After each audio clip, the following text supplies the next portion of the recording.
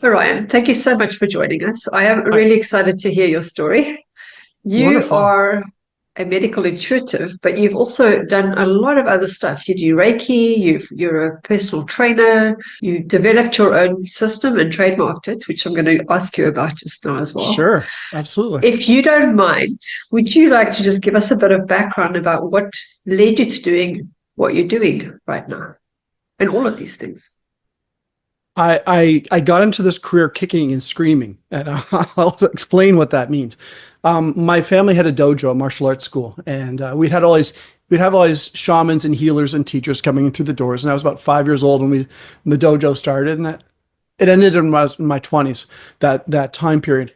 And all these wonderful people would come into my life, these great shamans, great healers, and they'd sort of turn to me and they'd say, "Oh, you can be a healer one day." And I was like, "Oh, I don't want that life. I do not want that life." I was, like I said, kicking and screaming.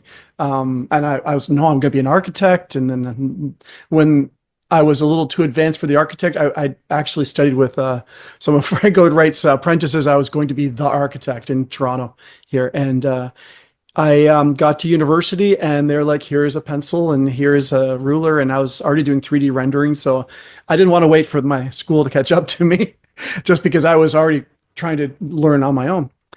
And so from there, I took a little class called kinesiology at Dalhousie University.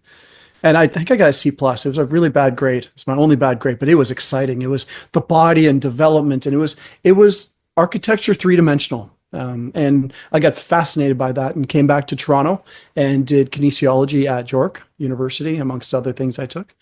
And I learned about physiology, the body, and from there it was a very easy transition to be a personal trainer. There was a gym really close to my university. On the drive up, I kept passing this really nice gym, and so I started teaching there and being a trainer.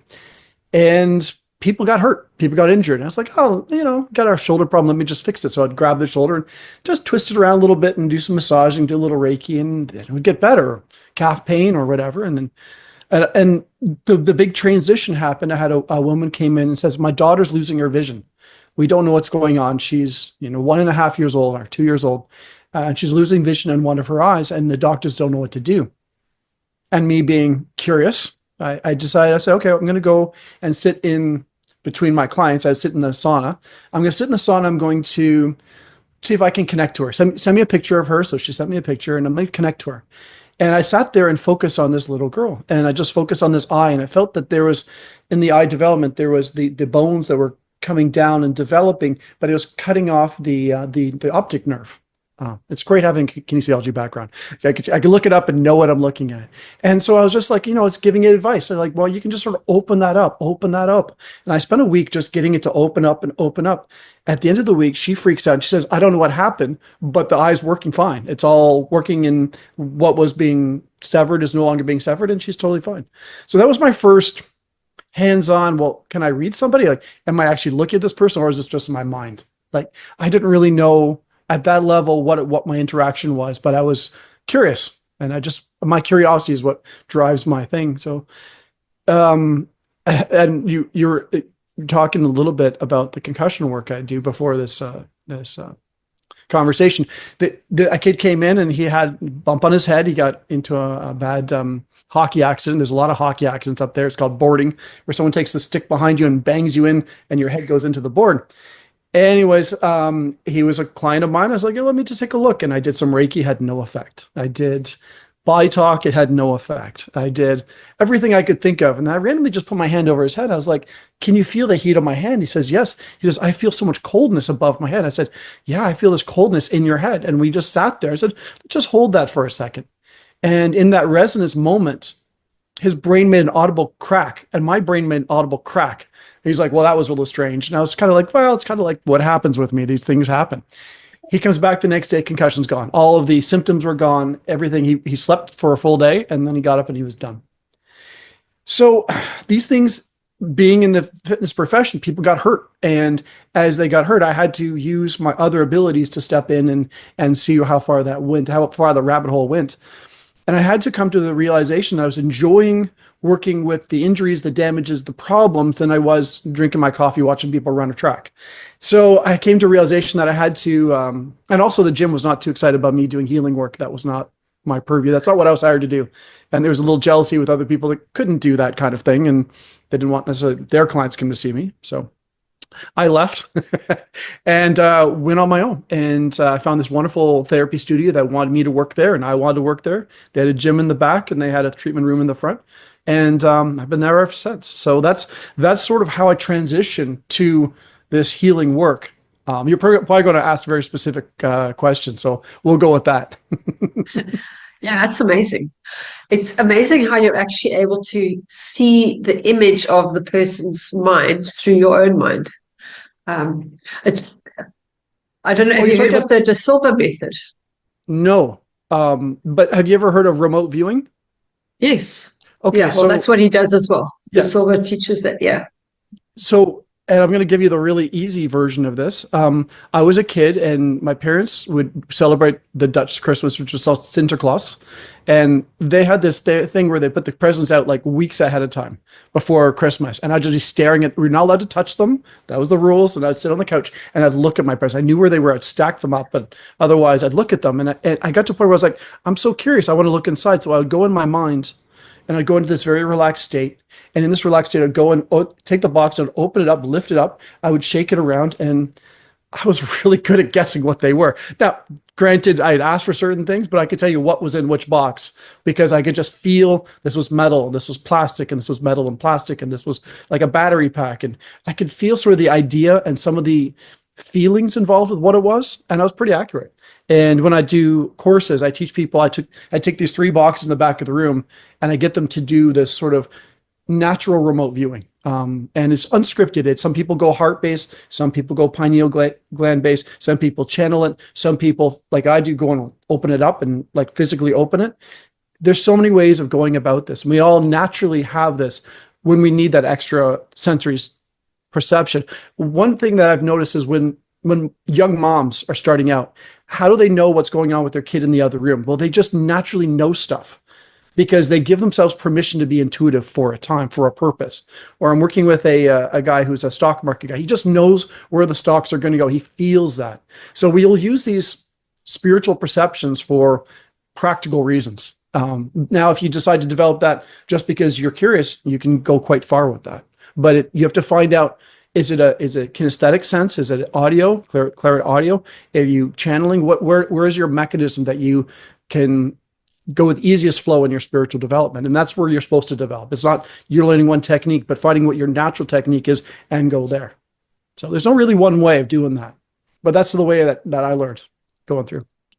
I've just got a question. Sure. Because I've heard from people from other interviews that have got these special abilities and that tend to be very spiritual. They had some birth complications or something when they were born. Did you have something like that? Yes. And that's funny. I was interrupting because I was just about to go there before you said that. So I'm kind of reading you a little bit. I don't mean to be. So yeah, I had near-death experience. I'm not certain if I died or if it was a near-death experience, but I had spinal meningitis at 18 months old. And ironically, we happened to be we were in New Haven, Connecticut, and the New Haven hospital had this doctor who was the specialist on this particular disease. And it just so happened to be, we were at that hospital with that doctor who specialized in that disease. And he's like, oh, I know exactly what this is. And because of that synchronicity, being at the right place at the right time with the right doctor, he diagnosed it right away. And because of his fast acting, he actually saved my life. I wouldn't be here had it not been for that place of that doctor in that situation. But spinal meningitis meant that with the brain punctures and the spine was full of pus or whatever it is, they expel all that and get my body back. But I died with on the table, I believe, and they used the paddles to resuscitate me 3 times in those grand mal seizure moments. It meant that my brain was a little slower to develop compared to my peers. I was not reading, I wasn't writing, I wasn't really able to do much of this in grade 3. And I remember all my friends were able to, do this fairly easily.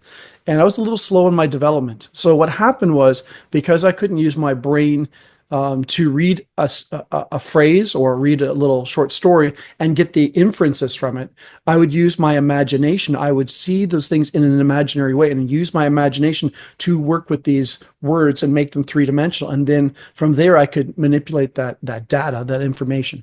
So I had to learn to translate my brain in a different way using my right brain. And when you use your right brain, we also know that that's where the intuitive comes from. So by developing differently, my intuitive abilities went off the charts. And I remember many times in grade school not being ready for a test and knowing that if I just focused on this light on my forehead, if I could focus into the light of the teacher's forehead, I could get the information. And I did do that quite a few times until they had a substitute teacher, in which case that was useless. But I was able to sort of read them somehow using other techniques to make up for what I lacked. And in 2004, when my brain healed during a body talk therapy session, and I remember that exact moment where my brain parts came together and they just sort of galvanized. Then I had this other ability. What do I do with that? Which was the same time I started getting into the energy healing world. So once I normalized my brain, it's like an extra arm to use. What do you do with that? And so I decided to see how far that would go. Well, you've made a good use of that. I think that's great. That's probably where your interest in concussion comes from as well, because you also experienced your own brain injury, as it were. For a lot of people, concussion, when they get a concussion, especially long-term effects from a concussion, it feels like you're underwater. They describe it as everything's slower, everything's muted, like sound, everything is slower and everything's moving slower. And it's very chaotic being in that slow motion place because you're trying to express yourself or translate the information. It's slowed down. Now, also depends on where the concussion is. If it's the back of the head, it's going to hit your physical body. If it's the front of the head, it's planning, organizing. Left side of the brain, it's going to be your verbal skills and your sort of mathematical skills. If it's the right brain, it's going to be your feelings and your creative abilities. And limbic brain is your emotional part. So where the impact is has a lot to do with the symptoms and what people experience. But generally, if you feel like if you're swimming underwater, that's what it feels like for a concussion person. That's amazing. Can it also have an effect like tinnitus? Tinnitus? Yes. Yeah, tinnitus has I've helped people with tinnitus a few times. I would not say I'm a specialist on that. There are so many. I'll just give you an example. You could have a spiritual awakening. You can get tinnitus. You can have a virus and you get tinnitus. You can have there's so many different reasons for it that's really hard to knock it down. It's the effect of something, but there's no real understanding the cause in many cases. It's very kind of random. People go through traumatic events can get a tinnitus. And that's trauma-based. That's something I can do something with. Anything trauma-based, I'm really good with. But anything where they woke up one day, it was there, and there was no trauma and there was no issues. They just woke up and the ringing was there. I can't help them with that. So I know my limits to what I can do. If it is trauma-based, absolutely. There's a brain part that's got something off. We can work with that. But I'm realistic with that. However, concussions, general concussions from an impact, I'm actually really good with a single concussion. I can generally say within 2 weeks, I can get them almost 100%. And that has to do with the energy neuroplasticity. I'll describe what that is. So we all have the mind's eye. And throughout history, we would celebrate the mind's eye. In East Indian culture, they have the bindi. In Buddhist culture, you have the Buddha's head looks like a pine cone. You have the staff that the Pope walks around with, and it's got a pine cone on it. His hat is designed like a pine cone, and there's just a giant pine cone in the Vatican, in the sort of the reflecting pool. The pine cone is a symbol that happens throughout all spiritual communities from the beginning of time. And what that is the understanding of the pineal gland, the third eye. When you access that thing, when instead of going from your creative to your thinking to your cognitive and running around your brain that way, if you stay focused on being in your pineal gland, which feels like sitting on the throne, I use a lot of imagery. You sit on the throne and you have your minions, your brain parts streaming back to you instead of you going and trying to use your brain parts for different things. Like, I'm going to go to the gym, so now I'm going to use the back of my head. Or now I'm going to sit there and think about that emotional letter. Now I'm going to do my limbic area. If you stay in your pineal gland and you let all of your brain stream to that portion, your brain will be wired differently. And so for the concussion healing, I get people to be centered with their consciousness in that pineal gland. And then let's say the damage is on the left temple. I get them to expand that awareness through the left temple. And as I systematically go further and further and further out, and they expand with their awareness out in that direction, the part of the brain that's damaged starts to gurgle, it starts to move, it starts to twist. And you can actually audibly hear the gurgling as the brain parts are trying to rearrange themselves, or the inflammation is trying to release, or whatever is going on. That will actually happen over those 3 sessions over the course of 2 weeks. So that's what I do for the neuroplasticity. Yeah, Wow. it was kind of by accident. I just sort of discovered it one day. I'll tell you something in the world of energy healing. You have to be very curious. You have to be willing to explore something. You have to be willing to take time and explore what you can do or what you can read from that situation. Because once you do and you find something, that's your gold. That's the thing that we're all looking for. Instead of studying and training underneath somebody for years and years trying to get their technique, it's really listening to how you connect to that thing, or the synchronicity to. And I'll just say that the concussion thing led to another therapy called heart clearing. I had a woman come in, and I didn't know at the time when she booked with me, but she was bipolar schizophrenic. And this is a great story, so I'm going to give you the story. She came in. We did our first concussion healing thing. She came in the second day, and I'm like, there's a second spot. I found another spot. I'm like, there's a cold spot. I said, you have a second concussion. I can feel it. And she's like, no, nothing else has happened to me. She's 25 years old. And I was like, no, there's definitely a thing. Let me just do a little reading on this. So I put my hand over that spot that was the cold spot. And I said, I see you at like 5 or 6 years old. You're wearing a yellow dress. You're walking by towards home. There's a kid who attacks you with a big, it was a whole reading, attacks you with a stone. He's holding you down with his knee, and he's beating you over the head with a rock. And then she goes, oh my God, I remember that. I said, and so he tried to kill you. You went home, you forgot about it. You, I guess, healed, but your brain has been fight or flight since that moment of, being a young child. Well, that's when the bipolar started. That's when the schizophrenia started. That's when all the weirdness started, as her psyche was trying to protect itself from death, protect itself from injury, or that kind of thing. And so I got her to. At the time, I didn't really know what to do. A lot of ho'oponopono and a lot of forgiveness work. Connect with him and pull him out of your heart. And I was doing what I could, enough that her heart felt better. We kept on the concussion healing, and at the end of that, she had 0 schizophrenic, bipolar. She calls them outbreaks, but the things where that personality steps in as a protective mechanism. She was done with that, and it never happened again. And as far as I know, she got engaged, went off to Germany, and I never heard from her again. But it was one of these moments where I was curious about, well, what happens to the emotional heart? How much does the heart break when you have these traumatic experiences? And how much do we carry that trauma in our heart? And if we can access that heart, what can we do with that? And then so my journey over the last 15 years with the heart clearing is getting people in touch with what they carry in their heart and give them permission to let that go. And when they let it go from their heart and they put love and compassion for themselves in its place, there's enough shift that the psyche can make that adjustment towards healing versus feeling victimized or angry or hurt by situations. So that's where the curiosity comes in. That's a huge portion. I always recommend to people, don't study it every way, but find your own way, because that's going to be the most effective way of getting you where you need to go, as opposed to learning a technique and practicing someone else's technique and their philosophies. I really like your approach, because a lot of people say, go back to the trauma. But if you can't remember, like she forgot, you actually went and said, but there's a spot there. Yeah. There's a physical manifestation. Let me look into the manifestation, and then I'll remember what the trauma is. And that's when she remembered. So people can just trace it back to, but how would they be able to do it? Would they have to see someone? Because she would have been still walking around like this. I honestly don't know where, in situations with people, I'm like a mirror. I don't know when I'm going to start channeling. I don't know when I'm going to be doing a medical intuitive reading. I don't know when I'm going to be doing a brain healing thing. I call them integrate sessions. It's basically, I don't know, let's just sit down and figure this out. I don't go with any agendas. A concussion thing, I know what I'm doing, and that's a very specific thing.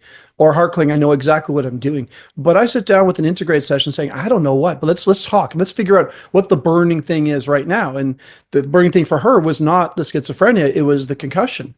So when we did the concussion, it unraveled this earlier trauma, and we had plenty of time, so we'll just go and do that. And yeah, that changed my whole trajectory, because I really saw the value of using the heart and giving the heart the validation it needs to heal itself, to getting people to read their own hearts. And the beauty of that is when they've done with the sessions with me, or what we're working on, they can maintain that relationship with their heart, which I'll just tell you, the heart will always tell you the truth, or it will tell you nothing. It will never lie to you. It'll never tell you what you want to hear. It always tell you the truth. So when you ask your heart questions, when you channel your heart, it's going to tell you what you need to know. But it's not going to sugarcoat it for you. It's very, very direct and very, very honest. That's what the heart is. And so that's why healing is very effective when you go to the heart, because the heart's saying, yeah, that's fine. You really hate your ex-husband, but let's look at the anger towards the distant father and all the relationships where he kept trying to fix men. And let's look at the father thing and the trauma there of him leaving or whatever. They pull that trauma out. And then now they're on the sort of even playing field when it comes to relationships, because they're not trying to work out something former. There's no transference, right? So when you go in the heart, it's always obvious to you. Someone comes in like, I'm angry at the ex-husband. This comes up a lot in my work. And then they lay on the table and it's all about the dad. It's got nothing to do with the ex-husband. He just was the punching bag du jour for the emotions that she was dealing with. And then they're so impressed by how it's actually what it really is, not what they've been telling themselves all this time. Because the heart will never lie to you. It's always true, or it'll tell you nothing. And that's a really deep insight, and a lot of people leave that and become very spiritual in their demeanor and their focus, because it unlocks something for them. It unlocks a trauma or a situation where they were trapped in something, and now with that openness they want to explore their life. And so that's been a wonderful journey, watching people transcend and transition into something completely different, career or their joys change, because they're not trapped into that thing that stuck them into this sort of paradigm of trying to deal with this particular issue consciously or unconsciously. Okay, so let's say they've got a father issue and they want to work with the heart. Is it kind of like Ho'oponopono, or do they just...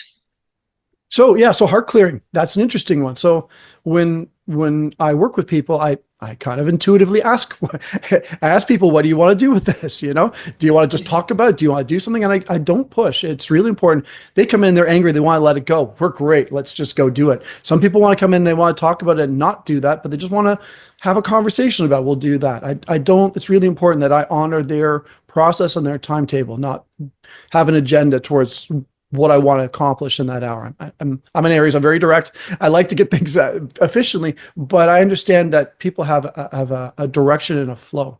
So I get them to go in their heart. And now it's interesting. If there's someone they loathe or hate, it's generally going to be at the bottom of their hearts. If it's someone that they admire, like an uncle that everybody loved and admired but didn't give them enough love and attention, it'll be at the top of the heart. If it's a sibling, it's usually going to be laterally, right and left side of the middle. And if someone they absolutely loathe, someone who would abuse them, it's usually going to show up on the back of their heart at the bottom.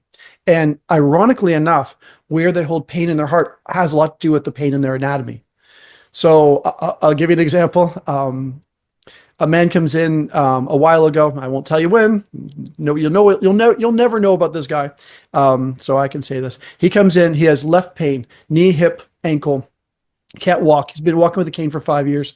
The doctors say he's fine. Chiropractors, acupunctors say he's fine. They don't know why he's in pain. We go into his heart.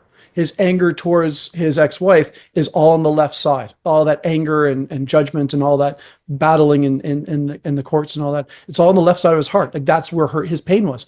I got him to release, and had been many years earlier, to pull it out and release, and forgiveness is helpful. It's not the only way, but at least have a sovereignty in your heart, not hold people in your heart. He did that. He pulled her out, and then I got him to go into his leg, and he's like, "Oh my God, it's all full of her. I see her in my left hip and my left knee and my left leg." And knees are fear in medical intuitive stuff. So fear is there. Ankle's about decision making. Hip is obviously about sexual, but it's got other things in terms of support. So I got him to pull out, suck with breath work, suck out all that pain into his heart and breathe it out. Just somatic breathing, deep somatic breathing. And as he started going this deep breathing, afterwards I got him to put his love back into his leg. He gets off the table and he's out of pain. Now, what that was is his compartmentalized pain that he put there because of a situation. And when he owns that feeling, he owns that situation, he owns the compartments that he put there, not someone else did. He put that inside of us. He could have forgiven her and let her go. He didn't. And he had to put it somewhere. Canadians are very compartmentalized people with their emotions. I'm just going to say. So he acknowledged that, pulled it out, and then he healed himself because he was ready to let that go. And that's how the heart and the body work together. And when I'm working with chronic injury, chronic pain, I have to look at what the denials are. And the denials are usually going to show up in the heart or in the joints or wherever it is in the body. Well, there's so much that your body does that is ordered and makes sense, but we don't know yet. And I know Gabor Mate talks about it. I've read a lot of body talk. Your body speaks your mind, Louise Hay, all of that stuff. But every day I'm learning something new. A lot of body talkers. Body talk was big in the 90s in North America. It was huge. It came from Australia by John Valtime. He's a really interesting guy. I really enjoyed talking to him and working with him. A lot of us, it's all muscle testing. So for those of you who don't know, it's you memorize a flow chart of information. And then in that flow chart, you muscle test to find out what the body is saying. And then you do this breathing and tapping and coordinated things. And it's valid. It works to an extent, but being a practitioner and memorizing the flow chart and muscle testing is it this, is it yes, is it no, is it yes? It's really slow. And I got really irritated how slow it was going. So at the same time, my mother, who was an amazing woman, sat me down and was like, just read people. I'll give you their name. I'll walk you down into a deep state of relaxation and you just read people. And so she started doing these readings with me. And this is back in 2003, 2004. So she'd do these readings and I'd go in this deep state and I'd just do these medical intuitive readings, but it would talk about people's loves and their joys. It wasn't just physical. It was just a reading about them. So body talk was frustrating for me. And then when I realized that what I'm trying to do with the tapping is connect to the innate. And what's the innate? I had to discover what the innate was. And I did a deep search on finding the innate. Well, I'm going to give you an idea what the innate is from my point of view. And I could be wrong, but this is the idea that I work with and I teach because it's useful and it's something you can sort of understand. But if you imagine the heart is the brain of the body and it coordinates it, the heart has a mind, if you will. It has electromagnetic field. And that electromagnetic field has a consciousness, has a personality, if you will, and it coordinates things. The innate is the thing you want to access because that's where all the information is. So when I connect to someone's heart and I access their innate, all this knowledge, you asked for how I knew about this hit on her head, it was the innate. It was there. It was the trauma was held there. And I was able to use my heart, open up my heart and read her. And it's the heart connection where all this information comes from. Especially things when it comes to emotions. So the innate, imagine it as the heart has a mind and that mind has a consciousness and my heart and their heart can read each other. We can have flow. And that's where you read the conscious of someone else. And then your access is there to read them. That's just how that works mechanically. But think of it as the soul of my heart reads the soul of their heart. And what I'm doing is I'm accessing their innate wisdom of their body. And that's where that healer can be knowing or a shaman can be knowing of what's going on is they're just reading that and they're not quite sure how, they just know that they can read that. And that's sort of physiologically what I understand the innate to be. It's like the image that I get is like a satellite. Like if you're focusing on your third eye and everything's there, that's like the antenna picking up from the air, from the ether, and you just being in tune like a radio frequency to their tune, their frequency. Yeah. And then especially you can hear each other. Like especially when it comes to, if I'm talking to an animal, which I don't do very often, but I have. People bring their animals in. I'm like, okay, it's going to be one of those days. All right, interesting. The way you speak to any animal, and I always want to give on a podcast a gift to your guests. So I'm going to give you a gift, okay? You want to talk to your animal, you have a visualized feeling sense. So you look at your dog and you visualize going and grabbing the harness, the leash. You visualize going out to the park. You visualize walking in the park with the dog. And you send that light, that image through your pineal gland or through your heart or however you're wired. We have three areas, our gut instinct, our heart, and our pineal gland. We're all wired differently. But you send that image of going for a walk to the dog and you send it to them. And don't be surprised if your dog doesn't go by the door waiting for a walk. And when they're feeling something, you open yourself up to feel the imagery of what they're sending you. And that's how you do animal talk. That's how you speak to animals. It's a visualized feeling sense is the communication. And yes, you can use your pineal gland, you can use your heart. We're all wired differently. I think I do a little bit of both. And that's how you communicate that information, it's a feeling visualized sense. It's not a thought. It's not an idea. It's not a word. They don't understand words. They understand the feelings behind the words. And that's what they connect to. It's amazing. I watch a lot of people walking their dogs here, and some dogs look so happy and in sync with their owners, and some look so sad. And I can see there's a total mismatch in energies. Like the owners just don't get them almost. And or they're processing what the owner's denying. In the heart work I've done, I've found, let's say we have a young spiritual child, and she grows up and she's got a father who is carrying a lot of denial, a lot of pain, a lot of issues, a lot of anger issues, let's just say, and he's angry a lot.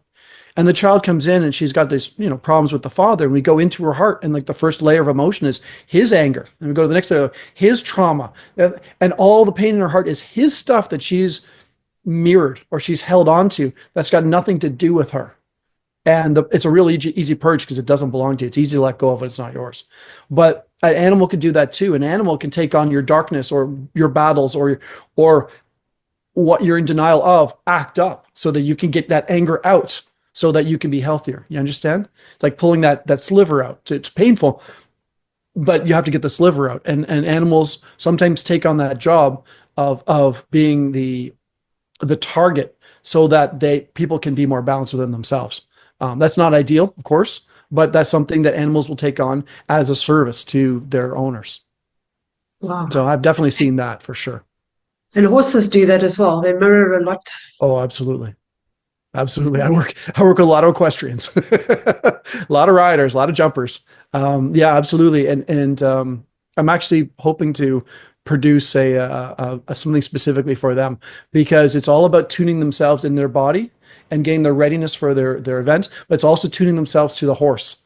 And there's not a lot of meditations along those lines, as I've looked, to really connect with your horse in that moment before you go out and you ride. So I'm thinking about putting that out this summer, is doing a series on connecting to your animals, because I think that's fascinating. It's a great idea. It's an easy permission slip before you do an event, when you're working with an animal that has its own feelings and its own issues, and being able to tune into your horse and, knowing when to calm the horse down, when to rile it up, when it's being lazy, knowing how to feel and work with it is a special skill set that riders and trainers should have, Wow. So if a person wanted to find their own issue, whatever, should they feel into their heart and feel what's there? Should they meditate on it? What should they do? Well, I always say go to your heart first. I call it the three cowboys. I've written blogs about this. It's what I go to.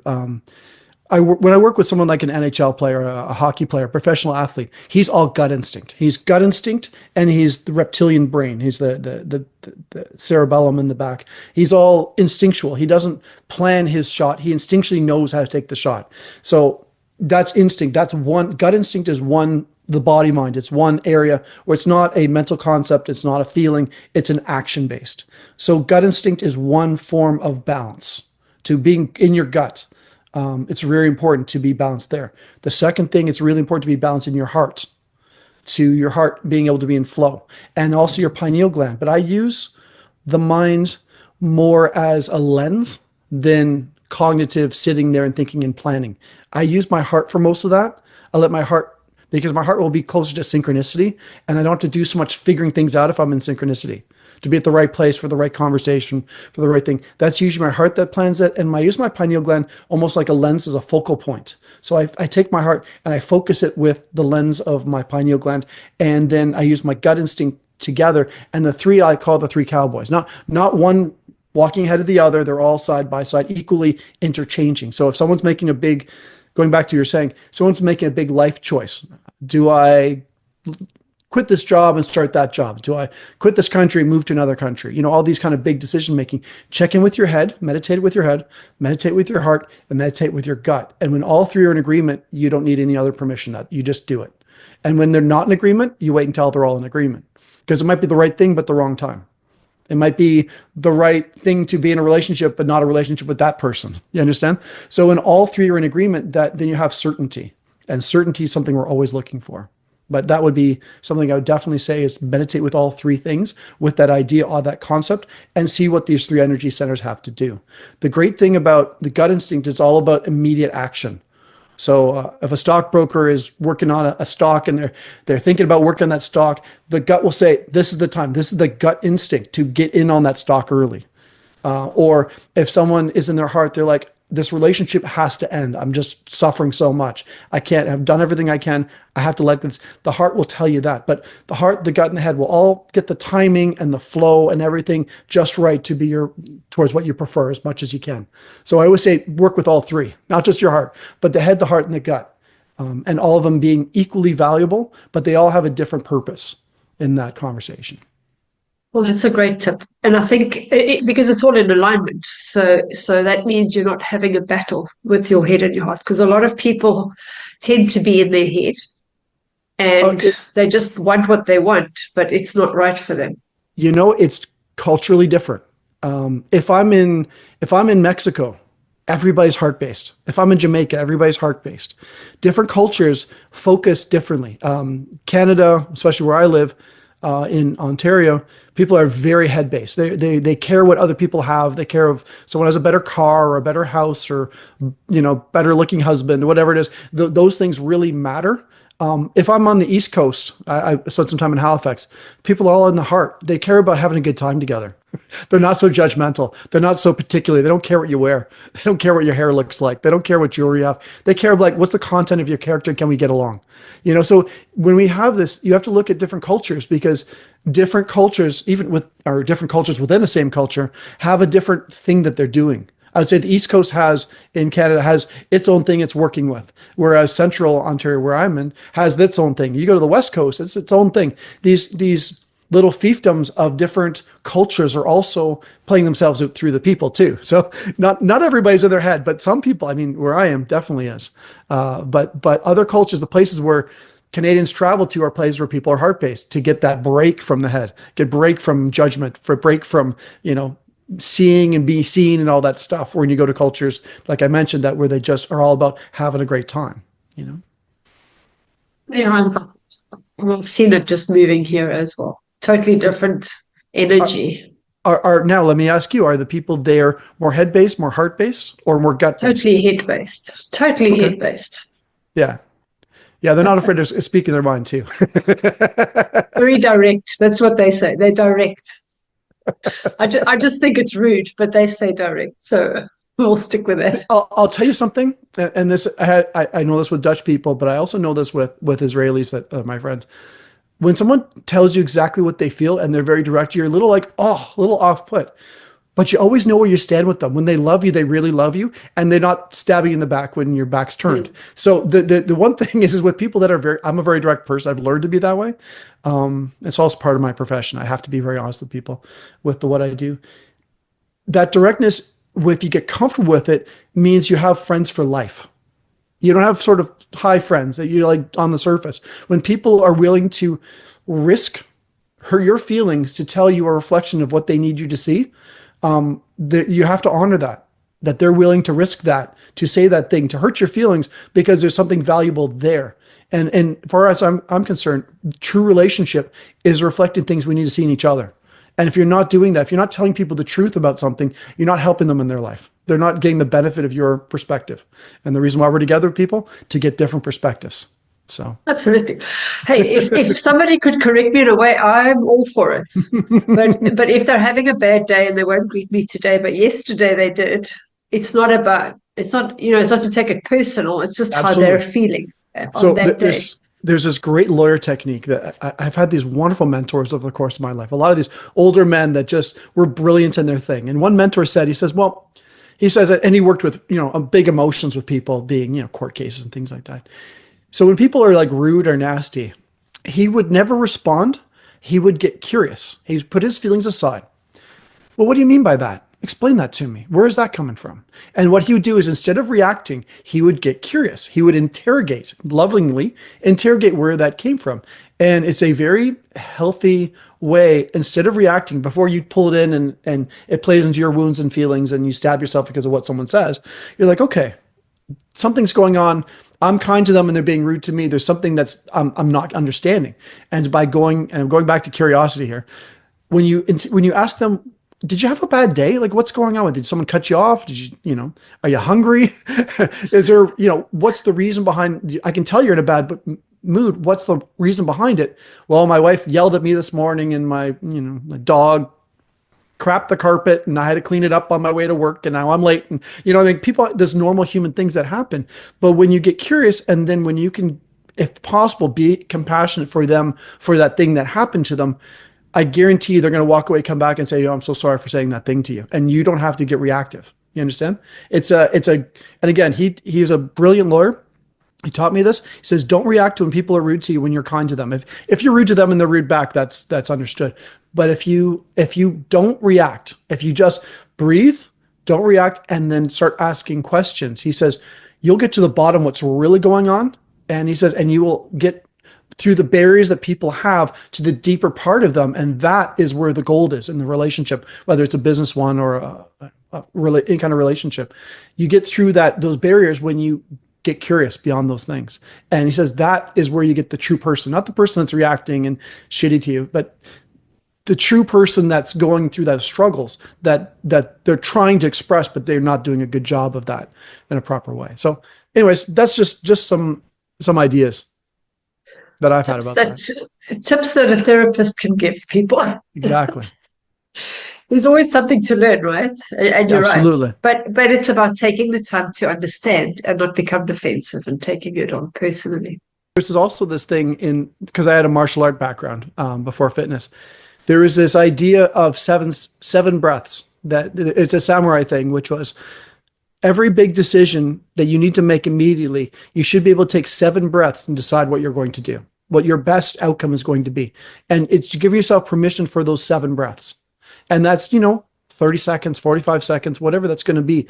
It gives you that amount of time to not react, to figure out how you're going to creatively respond to something. And when you're creatively responding, you're not program response, not your knee-jerk reaction, the snappy response. You sit with it and you just do the deep breathing. You're like, okay, what's really going on here? What's this all about? And then that allows that creative response, and that creative response, you're going to be really proud of what you say. A lot of us are not proud of how we respond to things that are negative. But if you can have that moment of just going in and just with that breath, just tuning in. And is this you? Is this really are you owning something? Did you do really something wrong? Or is this something that maybe is coming from them? And that 7-second rule, that 7 breath rule, I highly recommend doing. No, that's a great rule because it just buys you that time not to give the knee-jerk reaction. Yeah. No, I was going to ask you, you're also a trance channel. So how did that come about? Well, in Toronto, there is a great channeler, and I highly recommend people working with him. His name is Bart Smit, a Dutch guy. And the reason why I was drawn to him was because he was Dutch, like I am. And the fact that he was doing something, he was doing his own thing. I'm very attracted to people doing their own thing, not like someone else. And so he was channeling, and I used to see him, and he was a bit of a mentor towards me. And I was trying to figure out transitioning from, personal training to healing work. And that's a hard transition to going from a thing that's very knowable to a very unknown thing. And I was very concerned about, how do you make that transition? And him doing the channeling for me really helped me. He channels Bart, Dr. Williams, and Dr. Williams really helped me with, finding my power. He says, why can't you do a little personal training and a little healing and this and that? And why can't you do all these things? And I was like, I didn't think I could have a career doing all these different things. Why do I have to do one thing? And so really good permission slip. And I highly recommend finding people of the same gender as you. There's not a lot of transgenders that are male. There are a lot of female ones in Toronto, my immediate surroundings. And I was looking for a male that was in a similar field. And so starting off with him and working with him, and the channel says, well, you could do this too if you want to. And at that particular time, I had a friend, and his mother was a noted channeler. And I went to go see her and I said, I'd like to learn to channel. And she says, okay, then. And I want you to lay down. And she went through a whole series of protocols. And it was very Christian based. There's a lot of angels and a lot of like, putting positive intentions and holding good space. And she got me down to a state and I channeled for about 2 hours straight. She would ask questions, her son would ask questions, and she says, I want to burn you out. I want to get you to stay in the state for as long as you can and burn you out. And I was burnt out for about a week. My brain was not functional for a week. I like literally, things were snapping in my brain. But from then on, I was able to channel. But it was a trial by fire. It was very intense. It was really a little traumatic to compress myself, taking my consciousness. I'll give you an example of what this feels like for me. Everyone says it's different. I feel like I give permission above my head for my higher self to start channeling. And then I feel this compressive force. It feels like energy is being compressed. I feel like I'm being compressed down in my body. And I feel this light coming in, and that light compresses me down until it takes over my arms, takes over my fingers. My fingers kind of push together. And the voice sounds very different from mine. It's a very deep voice, almost robotic. It sounds alien. I'm just gonna say it sounds kind of alien, but that's my higher self. And I don't channel entities. I channel my own self from a higher point of view. And sometimes it has knowledge I don't have. Sometimes it will challenge people in ways that I would never challenge people. Sometimes it's positive. I don't take any responsibility for what's said, and I tell people that they're not going to hear what they want to hear, but sometimes what they need to hear. Yeah. So that's channeling. I've been doing that for a long time. I'm not as comfortable with it just because I'm not as much in control of what's said. And I kind of feel bad when people react to something that's said, but I'm not in control of that. So do I like channeling? It's okay. It's a tool, just like a car jack. It's a tool. It does its job and it's useful for things I can't do, but I prefer interacting with the person and helping them through as much as I can. But last resort, we'll channel if I can't get any deeper. So for me, it's a last resort. It's not my first thing I put out there, but yeah, I can do that. Sure. Do you stay present when you do it, or do you not remember anything? So if I ask you the dream you had last night, how long do you hold on to it for? Yeah. Seconds, minutes? Yeah. Yeah. So I get the feeling of the theme. Like, I'm going to call it a he because it sounds masculine, but he'll get on the case of somebody. He'd be like wagging his finger and like a grandmother, like telling them, you got to do this thing. You have to do that thing. Like it gets very intense, and I'll remember the intensity, sometimes a couple of the words, but as soon as I come back and I slap myself in the face a few times, I'm back to being me. It's, and sometimes it's not for me to know. So they'll pull me deeper and I won't remember any of it. Sometimes I'll be very surface and be able to remember it all, but I don't go with that. I don't go with any specific way of doing it. I answer the question or the thing. I mirror the thing that's needed in that conversation to get them where they need to go. And I'm not really in charge of how I get there, but it's one permission slip for sure. And I have used it in the past. It's interesting that she made you fire off for 2 hours and burn you out. Is there a reason for that? Like, is that normal? From what she said is, I needed to have you know this was real. Basically, she says the thing about this world is you can go from a deep channel state to a light channel state to a psychic state, and you won't know the difference. You just are not aware of the different realms and the different connectivities. She says, I kept you there so that you could sort of make like tracks, like burn marks, so that you can know what's real and what's not real and know what that feels like so that you can connect to that on your own time.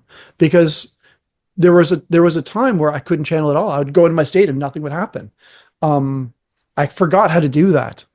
And then I remembered how to do that, but it's just like a song. You don't remember how to sing the song or the lyrics.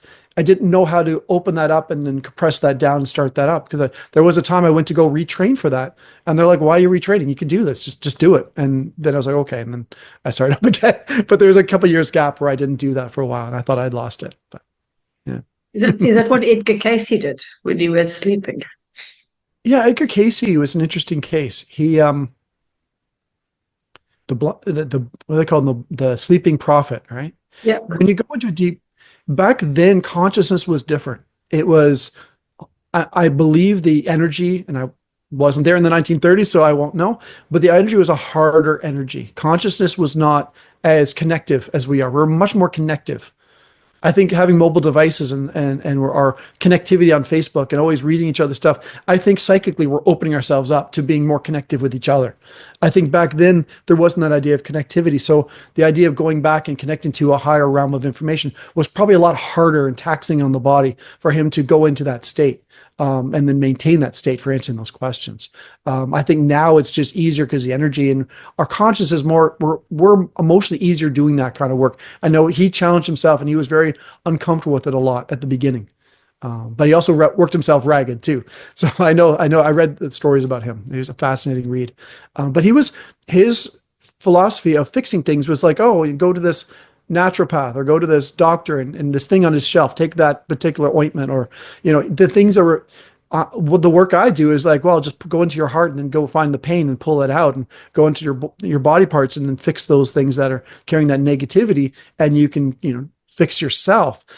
I don't think that consciousness was available back then. I don't think that understanding was available that you can fix a lot of these things yourself if you're willing to go into that in that emotional, spiritual way and fix things. So the answers I'm getting are very, very different than what he was getting for similar questions.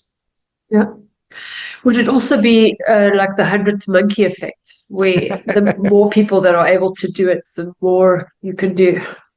I think that by the time of the end of my life, maybe 30 years from now, 40 years, whenever I pass on, I think the amount of channelers and healers and intuitives are going to be, I think it's going to be a natural thing to be a medical intuitive on yourself, to these kids tuning into their bodies and knowing what they need, as opposed to reading a thing or going on a YouTube channel and learning about something. I think because of this interconnectivity that everyone has, I think we're all becoming a little more psychic. We're all being a little more affected by things. Even the news, when I was a kid, was like, what happened, where it happened, why it happens, just the facts.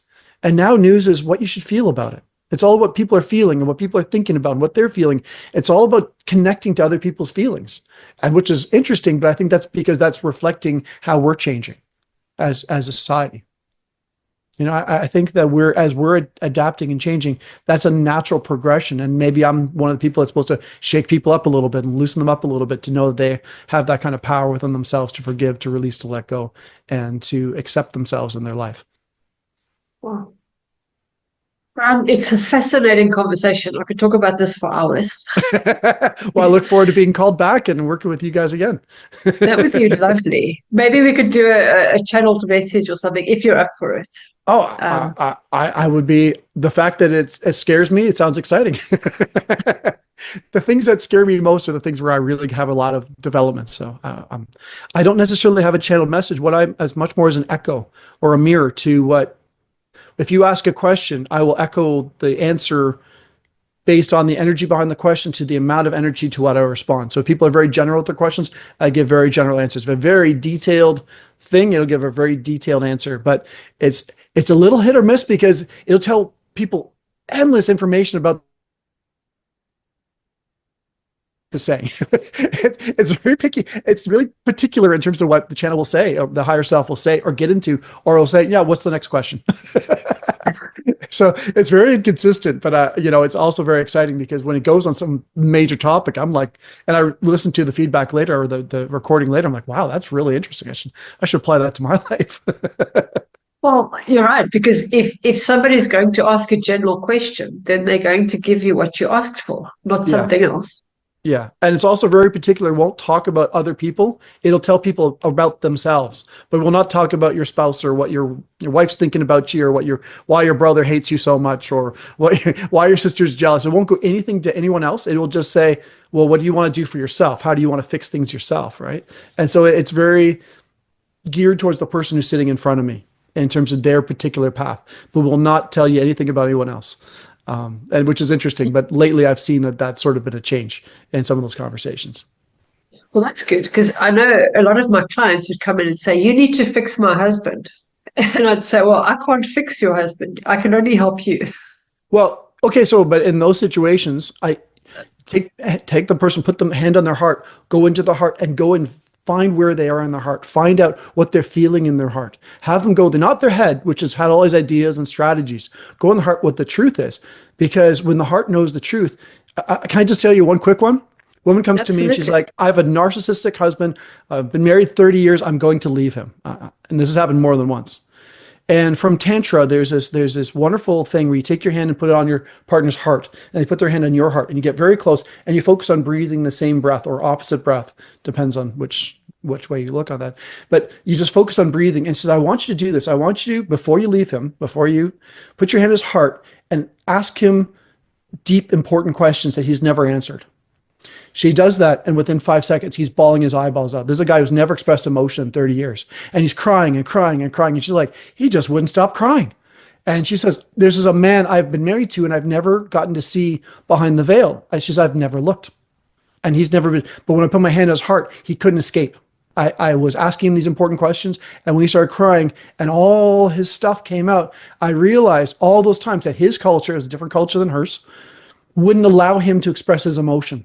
That to express his feelings would make him effeminate or girly or non-masculine, and his culture didn't allow that. His upbringing didn't allow that. But when I put my hand on his heart, the emotions started coming out, and she says, but the weirdest thing, she says, I have never known who this man was.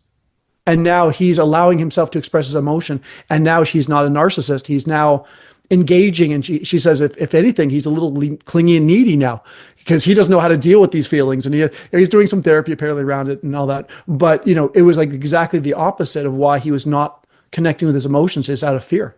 And so I challenge people, when your mind makes up your mind about somebody, find out why they are the way they are.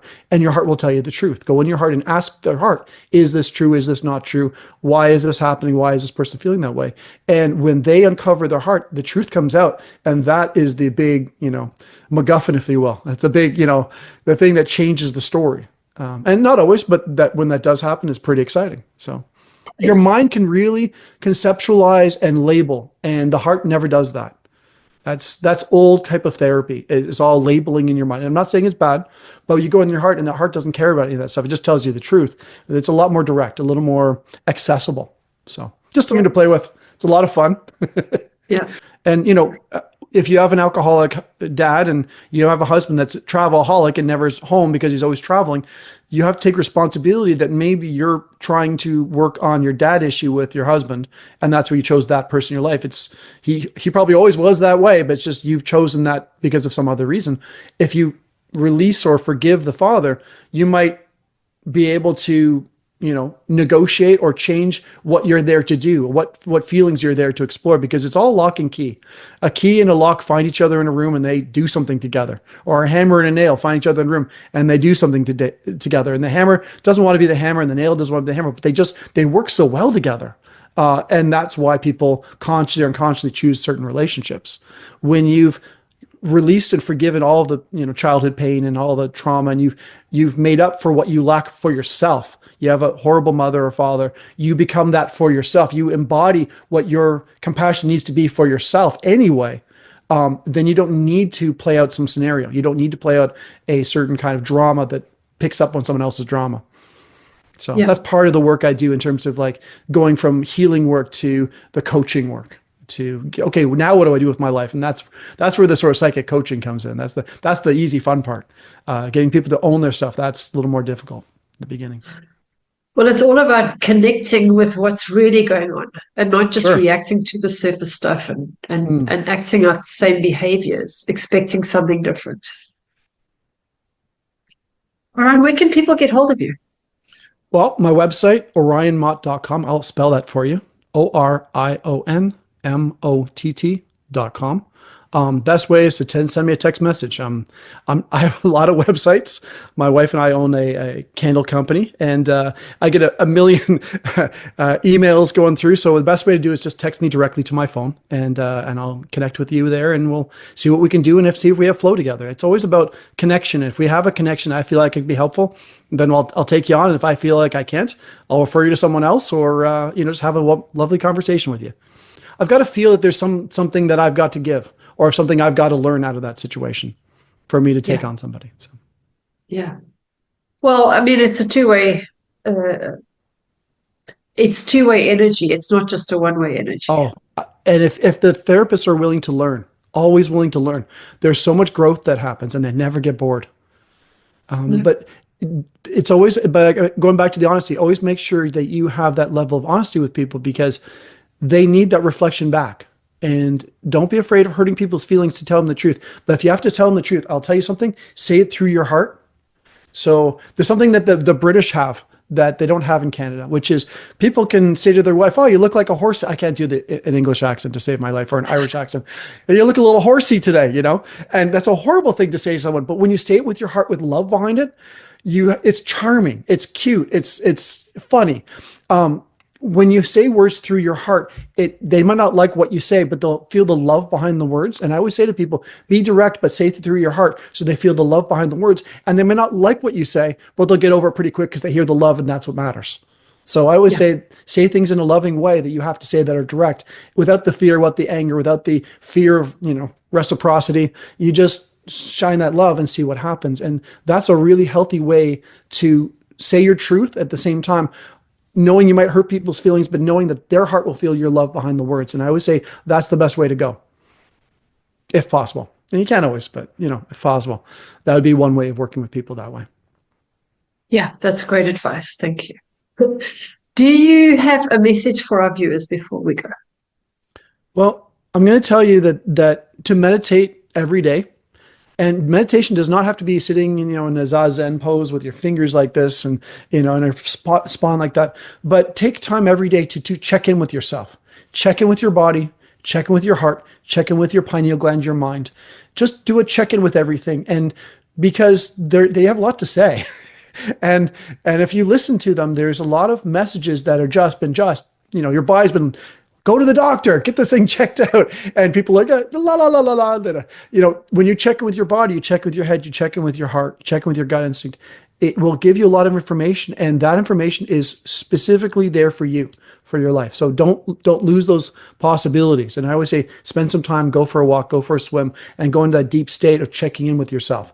And that is so important in terms of having a healthy body, having a healthy mind, and having a healthy life.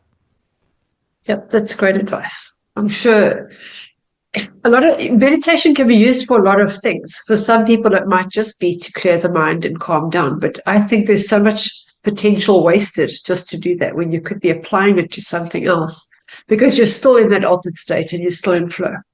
Yeah, flow state. That's amazing. And I think that there's a lot of people that have all these apps to put them in flow state, to binaural beats, and I think this is just wonderful tools and permission slips to, get in touch with things that are outside of our normal, thought response, brain activity that we sort of have to do things on a daily basis. Just give yourself some time. And I like it. I like to run. I like to swim. I like to do things where I'm doing something repetitive, where I get into that very deep relaxation. That's where I do my creative stuff, is in a pool where I'm swimming laps. And I just go into that, really break something down to that deep level. And I find I can do that when I'm occupied a little bit, as opposed to sitting there quietly and trying to, tune out the cat that's meowing and the dog barking outside and all those things. I find those a little distracting. But if I'm just a little bit active, I find it's actually easier. Well, yeah. If you look at like pro athletes and people that are at the top of their game, they're tapping into something more than just grind. Oh, yeah. And we haven't even talked about the soul, but if you have no barriers between you and your soul, and you connect to your soul is not in the body, it's around the body. It's the cloak that sits around us, the 100-foot cloak that sits around us.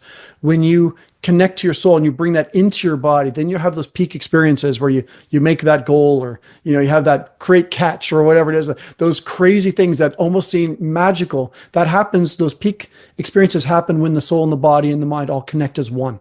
And then people will be chasing that perfect, golf game for the rest of their life. Will never, and that perfection is opening that awareness and allowing the soul and the body to be intermingled. And when you do, the world becomes a very magical place. And so I always say, if you're going to do anything beyond your own body, is to really reach out to your soul and really really identify with that non-physical self that sits out there, because that's where all the gold is. It's not in here. This is just the car, the driver, the intelligence that comes from the ethers, as you say. So I always say, I recommend always making sure you're opening to that on a regular basis as well. Yeah. Well, thank you for that. That's great, great advice. And thank you so much. And I appreciate your time. Yeah, no, likewise. And enjoy your day. All right, Natasha, take care.